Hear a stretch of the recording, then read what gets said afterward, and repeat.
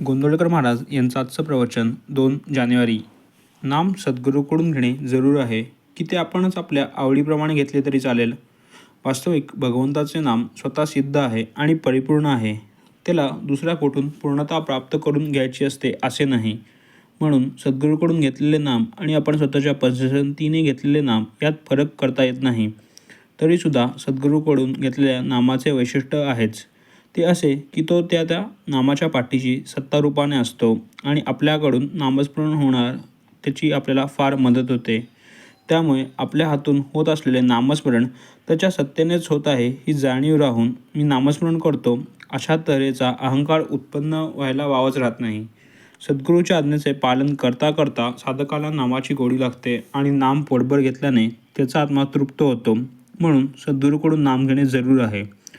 सद्गुरू भेट होईपर्यंत मात्र आपण आपल्याकडून नामस्मरण करीत राहणे आवश्यक आहे, कारण ते नामस्मरणच आपल्याला सद्गुरूंची भेट करून देईल.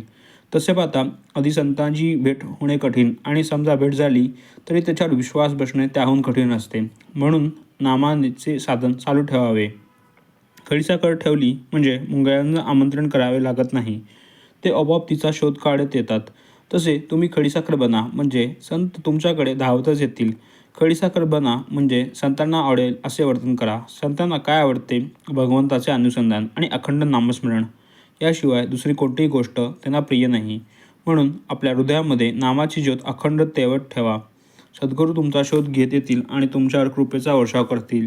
अशा रीतीने सद्गुरूंचे नाम दिल्यावर एखाद्याला असे वाटते की मी राम राम असे म्हणत होतोच, आता सद्गुरूंनी ते सांगितले तर मग यात काय मोठे झाले. पण यातच विशेष आहे, कारण यात मी करता हा अभिमान टाकावा लागतो. सद्गुरूकडून नाम घेतले म्हणजे आपल्याला कर्तेपणाचा अभिमान वाव राहत नाही. विठ्ठलचा एकच खडा खीर नाचवायला पुरेसा होतो, त्याप्रमाणे अभिमान हा सर्व साधन नाचवायला कारणीभूत होतो. म्हणून अभिमान टाकणे ही गोष्ट फार महत्त्वाची ठरते. भगवंताचे नाम हे औषध समजावे.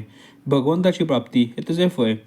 जरूर तेवढेच करणे म्हणजे सांगितलेले तेवढेच करणे, जास्त न करणे हे त्याचे अनुपम समजावे. औषध मात्र थेंब थेंब आणि सतत पोटात गेले पाहिजे. साध्या शब्दांचा सुद्धा आधार मोठा असतो, मग भगवंताच्या नामाचा आधार केवढा मोठा असेल.